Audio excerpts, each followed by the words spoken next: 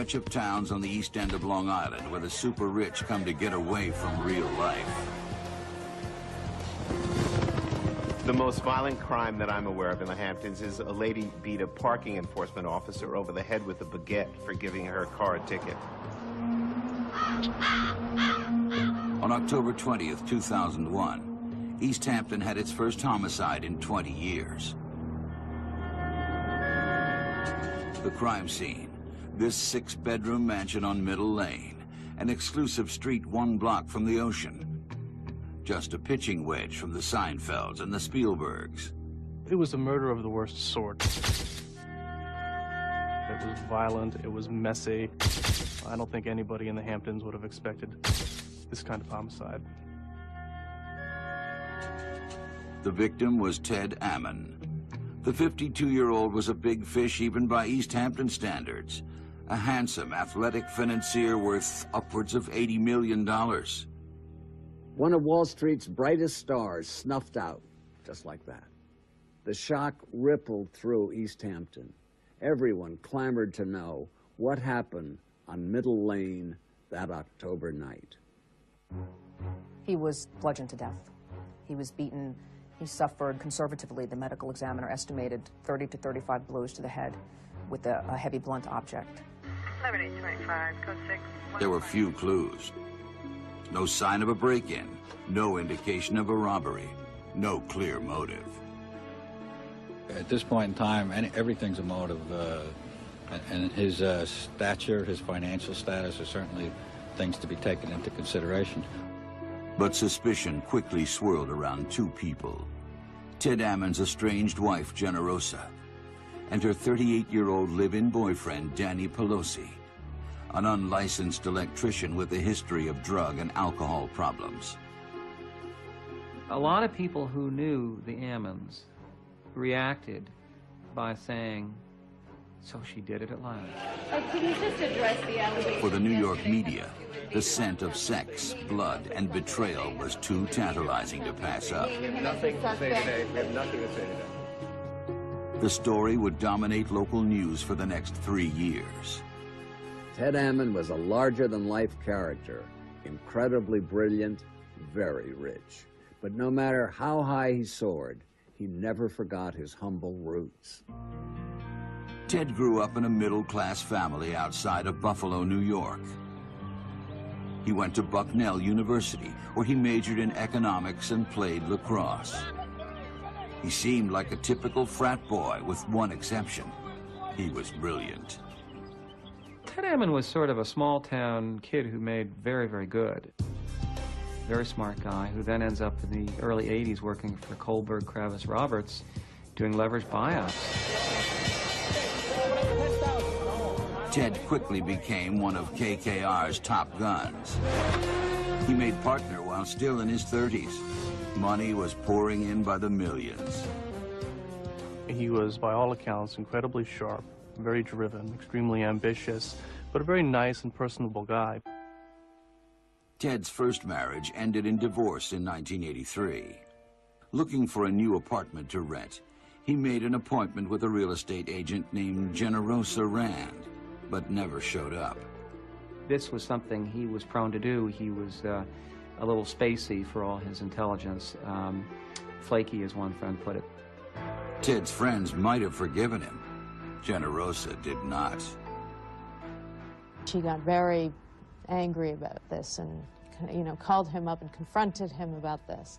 And there was something about this that he actually found sort of impressive, like the moxie of this woman.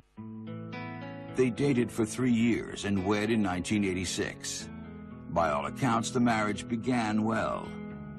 It was a pretty good one, apparently, at the start. There was a lot of passion. At KKR, Ted had a role in the largest leveraged buyout of the decade, the $26 billion takeover of RJR Nabisco, a deal chronicled in the book Barbarians at the Gate. Then, in 1992, he struck out on his own. He was an entrepreneur, he started companies on his own, and he just built his wealth piece by piece. The Ammons bought luxury homes around the world. The mansion on Middle Lane, a luxury townhouse on Manhattan's Upper East Side, and a sprawling $6 million manor home in Surrey, England, called Coverwood. By one count, it had 50 rooms. By another count, it had 65 rooms. Apparently, it took $100,000 just to maintain the thing every year. But Ted Ammon also liked to give back. He served on the board of jazz at Lincoln Center and donated $15 million to his alma mater. He even put his chauffeur's son through college. Mr. Ted Ammon, I'm very sure for me, he's an excellent person. Generosa embraced the lavish lifestyle. She had come from such a different world. The only thing she knew about her father was his first name, Generoso. The story goes that Generosa's mother went to Italy, had a fling with this Italian sailor, came back, conceived a child from it, and called her Generosa. When Generosa was 10, her mother died of cancer. After that, she bounced around living with different families. Now that she was married, Generosa decided to save 2 children from her own fate. She and Ted adopted twins, a boy and a girl, Alexa and Gregory, from an orphanage in Ukraine. Wonderful kids. Alexa and Grego is so beautiful, beautiful 2 children. Family life was good, but after a few years, something began to change in Generosa. She started to act erratically, dropping friends for no reason, flying into sudden rages over the slightest things. One contractor told me about planting 600 tulips for her in their East Hampton house in a shade agreed upon by her, and the next weekend she was ripping them all out in a fury, saying that it wasn't quite the right shade. Much of the rage was directed at her husband. A couple of times, when he's coming in, she received him big angry, big fire. The volatility that had once attracted Ted to Generosa now drove him away. By 1999, she was living with the children in England. He was living alone in New York. Convinced Ted was having an affair, Generosa hired a private detective. She was right. Her suspicions were confirmed, and that began the deterioration of the marriage and the suspicion that really took hold inside of her, that her husband was hiding things from her, hiding money. Generosa returned to New York and filed for divorce. It was ugly from the start. She thought that Ted might be worth as much as $300 million. It took a long time for lawyers to hammer out an understanding that Ted was, in fact, worth something more like between 50 and 80 million, and that she would get some portion of that.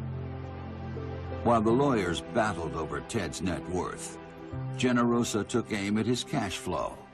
She and the children moved into a suite at the Stanhope, a swanky Fifth Avenue hotel, and began an expensive renovation on a $9 million townhouse. It required gutting, complete renovation. She took out a $3 million loan, started pouring money into it, started having everything redone. Meanwhile, in Center Mauritius, Long Island, Danny Pelosi heard from a friend about a wealthy woman spending millions redoing her townhouse. Pelosi was an unlicensed and unemployed electrician with a wife and 3 children to support. He got in his truck and drove straight to the townhouse, hoping to find a job. He barely had enough money to fill his truck with gas to get into Manhattan from Center Mauritius. His life was falling apart. His marriage was in disarray. He was unemployed and desperate. But Danny's luck was about to change. When Generosa laid eyes on the tall, lanky electrician, she could feel the voltage. She hired him on the spot. Before long, Danny Pelosi would work his way into Generosa's pocketbook and her bedroom. After Ted Ammon's body was discovered in his East Hampton mansion, homicide investigators became tight-lipped. Definitely. There'll be no updates. I've told you everything that I can tell you up to this point. But that didn't stop the media buzz. This was a big story in the Hamptons. You know, in the days after the murder, There are people milling around, you know, either end of middle lane, quite unprecedented. Murdered millionaires always make headlines, but this one had an estranged wife in love with a penniless electrician, and the plot was thickening. Reporters dubbed Generosa and Danny the princess and the pauper. But what happened after these two hooked up was no fairy tale. What attracted this society lady to the low-life tough was a mystery played out in the tabloids. He's handsome. I'm sure he was quite charming. You hear that from people who know him in his personal life. Perhaps Generosa saw a bit of herself in the rough-and-tumble Marlboro-smoking electrician. She was a working-class girl. She came from that kind of family. Pelosi certainly had that kind of background himself. He was also the antithesis of the man who had just broken her heart. She thought he was a regular blue-collar kind of guy who had family values, and he was, I guess, in her mind, the opposite of her husband who had cheated on her. Whatever it was, it took hold fast. Before long, Danny was running the entire townhouse renovation project by day and sleeping in the boss's first-class hotel room by night. It was sort of the perfect revenge mode for Generosa, because she was spending all her husband's money, having the renovation get more and more elaborate, and the money was going to her boyfriend. What could be better if you wanted to really stick it to your ex-husband? Indeed, Ted was troubled by the affair and worried how it would affect his children. He'd already had a couple DWIs at that point. You know, he had a very dubious history in other regards. I mean, he wasn't someone you necessarily wanted shepherding your young children around. For Danny, the affair provided entree into a world he'd only glimpsed from afar. Before long, he was handing out $100 tips at the Stanhope, running up $1,000 bar tabs with his buddies, living life like a millionaire. I got lucky. I met a woman with money, and I met a woman that loves me. Danny had a habit of often speaking about this hookup with Generosa Ammon as if it were like akin to winning the lottery. He would always talk about it in almost mistressy terms. It was like he was the gigolo. By the summer of 2001, Danny seemed to have taken over Ted Ammon's life completely. He lived at the East Hampton mansion with Generosa. He drove Ted's cars around town, at one point getting arrested for another DWI. He even started dressing like Ted.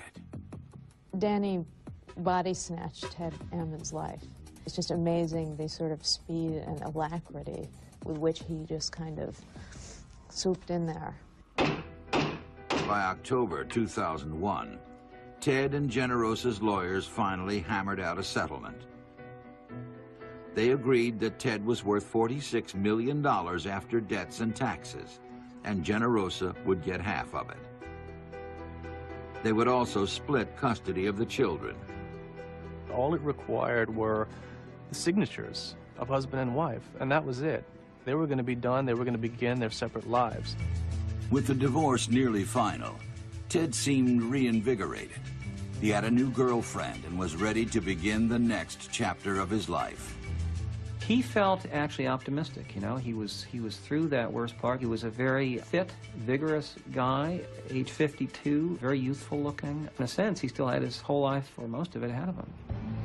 On Saturday, October 20th, Ted climbed into his Porsche and drove to East Hampton for a quiet weekend on Middle Lane. That night, he dined alone at his favorite restaurant, ordering tuna steak and a few glasses of white wine. He went for a walk on the beach and called his girlfriend from his cell phone. Then he returned to the mansion alone. On Monday morning, Ted Ammon didn't show up for work. Not only has Ted failed to show for a meeting, but he hasn't made any arrangements for his children to be picked up from school. Very unusual for him. Everybody started calling me from the office and asking to me if Mr. Ammon called me or not. I called Mr. Ammon to his cell, I think 4 or 5 times, and he's never answered. Ted's business partner, Mark Angelson, picked up Milt Macias, chartered a helicopter, and flew to East Hampton. Ted's car was in the driveway, and his 3 dogs were out back, barking loudly. They found the garage door open and the burglar alarm off. They searched downstairs, calling Ted's name. Ted, Mr. Ammon, Mr. Ammon. There was no answer.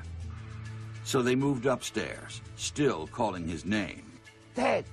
He's not moving, he's not answering. Say, Milton, something is wrong, big wrong here. Then, in the master bedroom, they found his body. Downstairs, Ted's money clip was sitting out with $1,800 in it.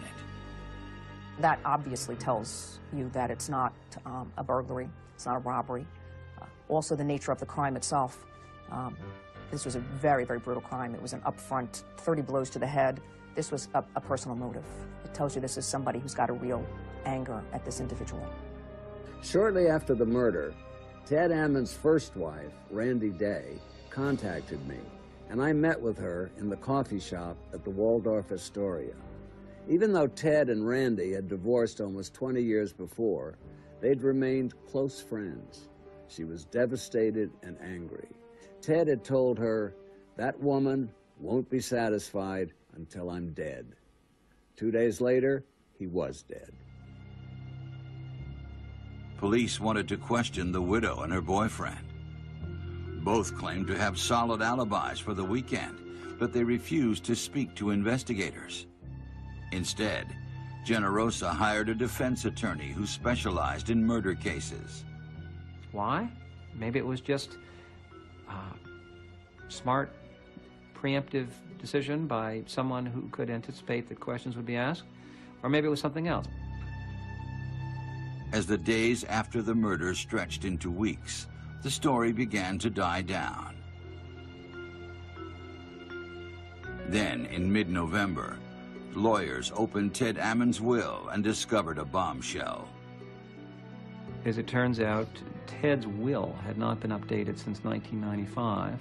It was almost certainly going to be updated as a consequence of getting formally divorced. But the divorce papers hadn't been signed yet. The will was untouched. And as for Ted's fortune, Generosa was getting it all. Just like that, Generosa went from a wealthy ex-wife to a filthy rich widow. Most people in her shoes would lay low, but not Generosa. She and her high school dropout boyfriend seemed determined to cause a stir.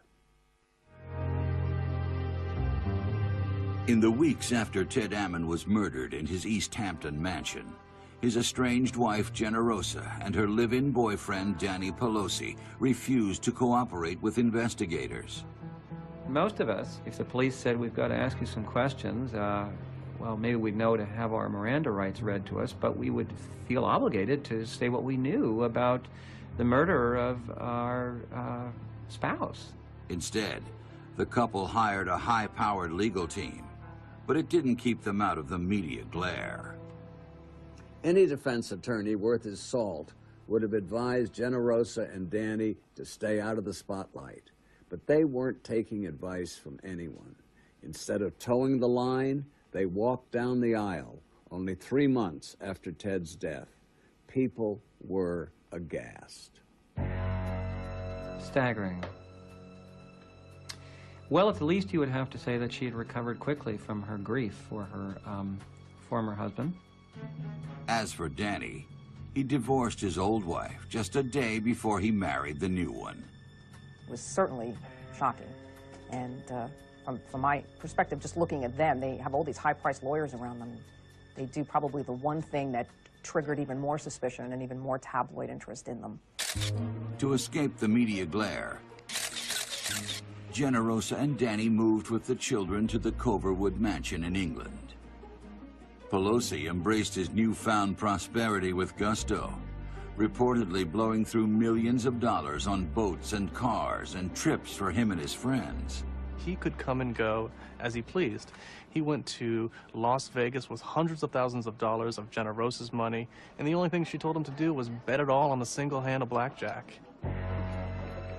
But the party didn't last. A month after the wedding, Pelosi was back on Long Island to face felony drunk driving charges. Mindful of the murder investigation, authorities suspended his passport, keeping him in the U.S. indefinitely. With all respect to the press and your diligence, we have no comment at this point. But the media were relentless. Hi, are you Danny Pelosi? Are you Danny Pelosi? You know I'm Danny Pelosi. Get out of here.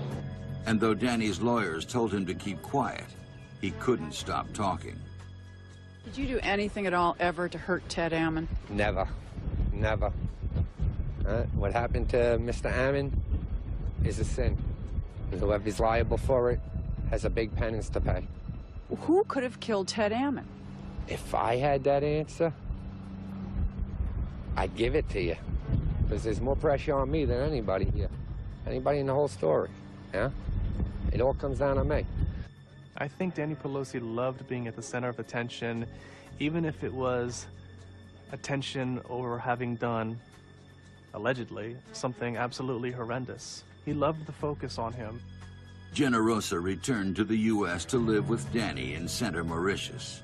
The Hamptons it wasn't. Soon, the couple was reported to be drinking too much and having screaming matches almost every night. It was sort of like a James M. Cain novel, like The Postman Always Rings Twice. It's like then these two people started eating each other alive, whether it was because of the guilt of what had sort of gone on there, or, you know, his personality and hers. Then, Generosa's life went from bad to worse. In May 2002, she began to suffer fainting spells. A month later, she was diagnosed with breast cancer and began undergoing chemotherapy. In the meantime, Danny pleaded guilty to the outstanding drunk driving charge and was sentenced to a year in prison. He was released in June 2003. I'd like you guys just to respect me today. It's been a long road. I want to get home to my children, to my wife. But Danny wouldn't be out of the spotlight for long. The Ammon murder investigation was heating up, and investigators had him in their sights. There wasn't a murder weapon. There weren't any witnesses. Danny Pelosi certainly never confessed to the crime, and neither did anybody else. So police had to work around these obstacles and come up with ways in which they could piece together a case that would end up with a conviction, and that takes time.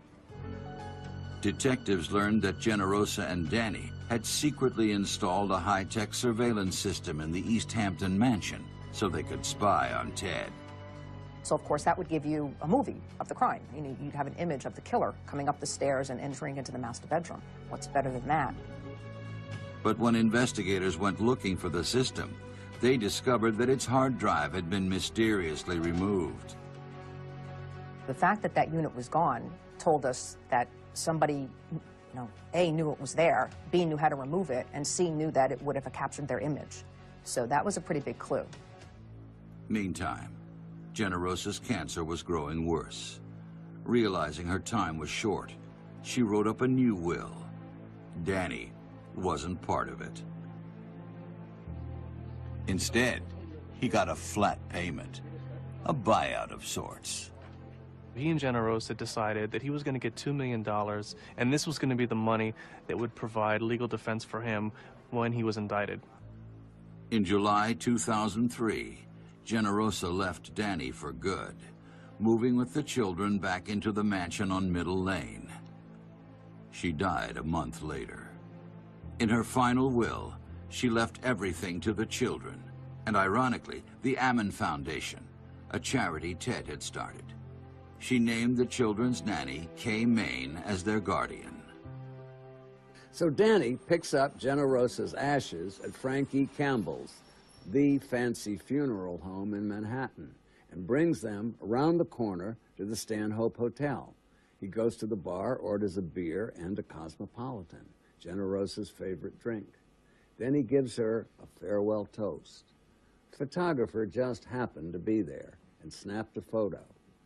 Danny Pelosi was back in the news. In the months after Generosa's death, Danny Pelosi became the primary suspect in the murder of millionaire Ted Ammon. He was a guy who had every motive and every bit of access necessary to commit this kind of a crime. But producing enough evidence to bring charges against the former electrician would prove to be a challenge. A grand jury began hearing evidence in June 2003. It would take investigators 9 months to interview the nearly 60 witnesses. We had difficulty getting to the evidence and getting to the witnesses. Every individual we went to speak to refused to speak to us. In the end, it wasn't the witnesses that provided the most damning testimony. It was the suspect himself. Danny never could keep his big mouth shut, and now it would come back to haunt him. He's a bit of a braggart, and he does do a lot of talking. So he was his own worst enemy. Witnesses admitted to the grand jury and later at the trial that Danny had either admitted to killing Ted Ammon or had talked about it.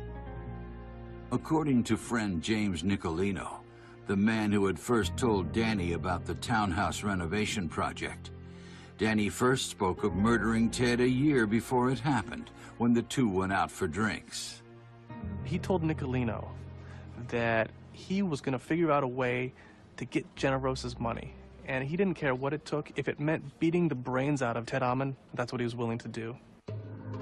After the murder, Danny's girlfriend, Tracy Riebenfeld, said Danny boasted about it to her. He told her, that he'd gone into the house and that, I think he said, I bashed his brains in and he cried like a bitch and he begged for his life. The next time Danny is said to have admitted being Ted's killer was after marrying Generosa in 2002. The British nanny, Kay Main, said that Danny told her that Ted had begged for his life as he beat him to death. He came back drunk and he woke her up and she said he was trying to frighten me. And she said he whispered in her ear, I killed Ted. And it was horrible. There was blood everywhere. The confessions were damning, but Danny had an alibi for the night of the murder. His sister, who lived in Center, Mauritius, 40 miles from the mansion. She said Danny drove out from New York that night, arriving with a friend around 1:30 in the morning. They didn't stay long. He then went up into the attic, got something, and they were going to go out, he told her, to get beer. And then they pulled away. And that was at 2 o'clock in the morning. She didn't see him again until after 8 the next morning. To the DA's office, Danny's alibi seemed full of holes. Their medical examiner had estimated the time of death to be between 1 and 5 a.m. Danny could have easily left his sisters at 2, made the 45-minute drive to East Hampton, killed Ted, and been back at his sister's before dawn. Danny's sister wasn't just a weak alibi. She also provided incriminating information about Danny's activities on that fateful night. She hugged him goodbye. He was wearing a leather jacket. She said she felt something in the coat pocket and it felt hard, and she asked him, what's going on here? And he told her nothing, not to worry about it, to go to bed. More damning information came from Danny's own father. He said the day after Ted's murder, Danny asked him an ominous question. Danny approached him and said, if you had something and you wanted to get rid of it, or put it somewhere where no one would ever find it, how would you do it? There was no smoking gun, but Danny's incriminating statements gave the district attorney enough to move forward and file charges. In a case that lacks such fundamental pieces of evidence as a murder weapon, as a confession, as eyewitnesses, when you're lacking all of those things, what you really need are people who are going to give testimony that's damaging, and that's what these people did. They didn't see the crime being committed themselves, but they spoke to Pelosi afterwards, and he told them directly that he was the one that did it. On March 23, 2004, nearly 2.5 years after Ted Ammon's death, Daniel Pelosi was indicted for second-degree murder. Facing 25 years to life, Danny put his fate into the hands of criminal defense attorney Gerald Shargell. Our case can defeat their case, period. Jerry Shargell had been in the headlines before. Back in 1990, when the government went after mobster John Gotti, the Teflon Don, Shargell gave him his non-stick reputation. His counsel doesn't come cheap, but Danny had $2 million to spend thanks to Generosa. The DA's office was up against some big guns and a huge war chest. But the prosecution came out swinging, announcing a stunning development on the day the trial was to begin. We have 2 additional witnesses that we expect to testify, and that those witnesses had direct admissions from the defendant in this murder. Are they fellow inmates? Direct admissions from the defendant. The prosecution announced it had 40 hours of secret jailhouse recordings between Danny and another inmate, Clayton Moultrie. Danny allegedly asked Moultrie to beat up a witness and intimidate jurors. He was offering him $500 per tooth and certain things for a broken jaw. In hopes of reducing his own sentence, Moultrie went to the authorities. They sent him back with a wire and got Danny to confess to the murder, all on tape. The defendant told him that he was trying to break every bone in the body and that he'd hit him with a baseball bat. Moultrie also said Pelosi threatened the prosecutor's children after reading about them in the newspaper. He showed that to Mr. Moultrie, had highlighted that portion about my 2 kids, and made statements to him indicating that he wanted to see certain things done to them. But the biggest bombshell in the story was yet to come. At trial, an X-rated witness would stun even Ted Ammon's closest friends. The steamy saga was about to reach its boiling point. On October 13th, 2004, nearly 3 years to the day after Ted Ammon was killed in his East Hampton estate, the trial of Danny Pelosi finally began. During opening statements, the prosecution said Danny killed Ted because he thought Generosa's $25 million divorce settlement wasn't enough. Danny wanted the entire fortune. Probably the motive was just greed. He was in this for the money all along. He was in it for the money right up until the end. He wanted money, money, money, money, money. By the prosecution's own admission, the case was largely circumstantial. No murder weapon, no eyewitness, no DNA. Well, it certainly wasn't a slam dunk. I was certainly concerned about the quality of the evidence that we had and its ability to convince, 12 ordinary citizens beyond a reasonable doubt. But they had a string of witnesses who said Danny confessed. The defense tried to discredit them all. The prisoner, it was sort of a get-out-of-jail-free card. For the girlfriend, it was a scorned lover. For Nicolini, it was, well, Danny was carrying on with the guy's wife. But there was also some hard evidence. The medical examiner had found marks on Ted's body that appeared to be made by a stun gun. The prosecution believed Danny used it to incapacitate Ted, who was larger and stronger than him. Danny owned at least one stun gun and was known to use them on friends for fun. He was stunning people at the job site, and so I said to him, well, did you enjoy that? And he actually said, yeah, I did.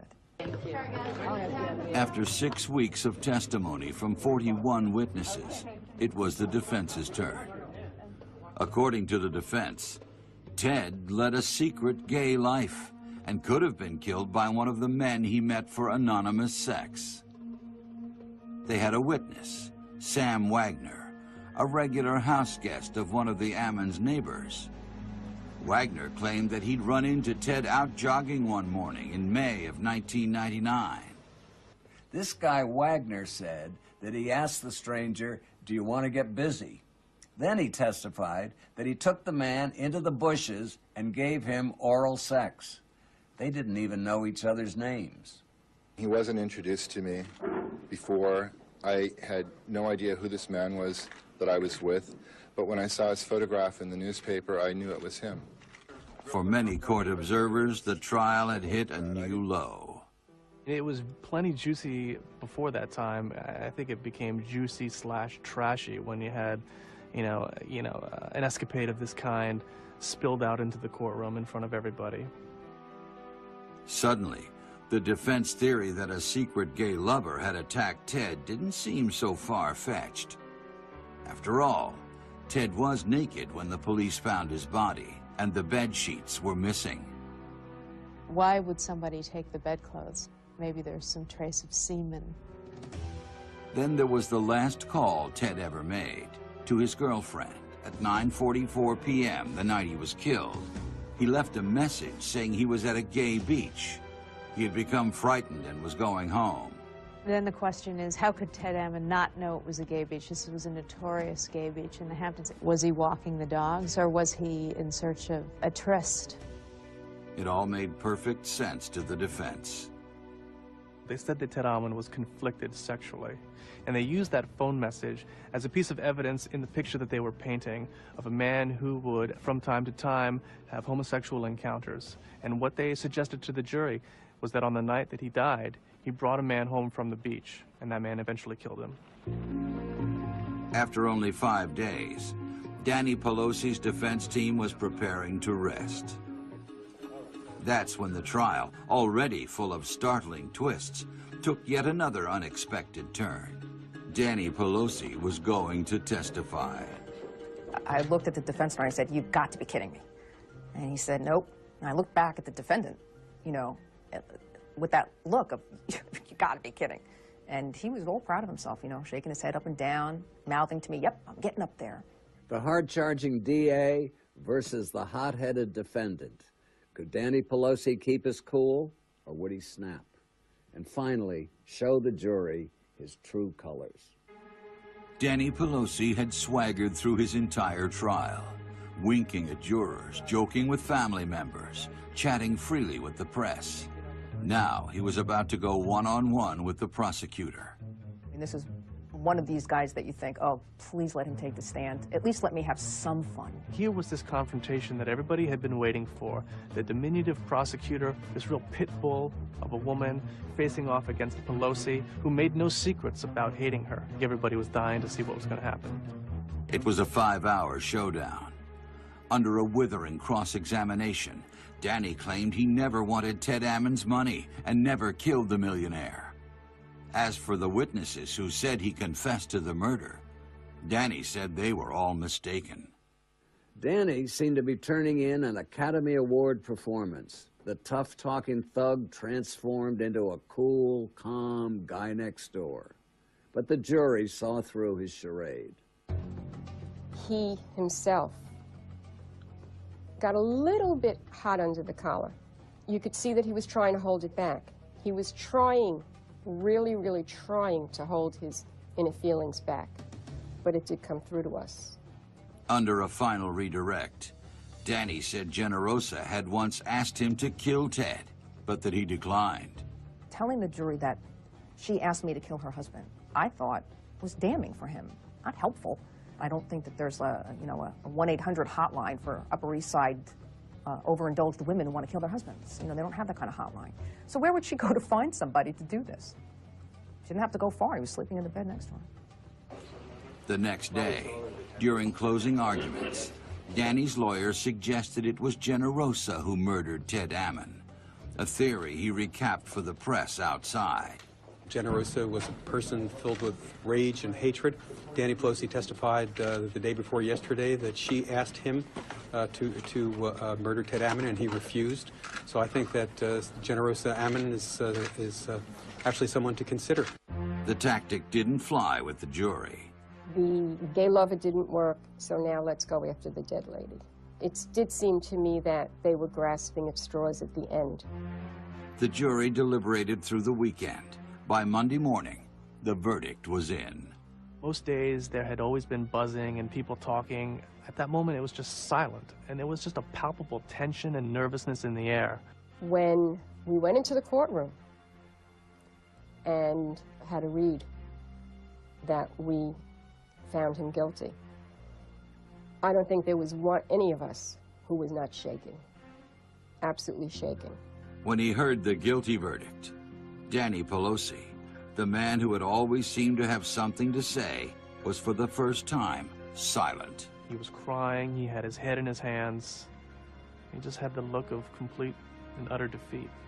In the end, it was the preponderance of evidence that brought Danny down. There was really not one piece of evidence by itself. It was all of the evidence. What Janet Albertson did was paint the picture for us, but Danny signed his name to it. A month and a half after the verdict, Danny Pelosi was sentenced to the maximum, 25 years to life in prison. I've convicted the right man, and I'm ready for him to go away into a cell where no one has to hear him talk anymore. He has gotten more than his fair share of attention, and now it's time to just slam the door shut and leave him to rot where he belongs. We'll never really know what role Generosa played in her husband's murder. Was she merely a pawn in Danny's plan, or had she pulled all the strings? It's a secret she took to her grave. For Court TV, I'm Dominic Dunn.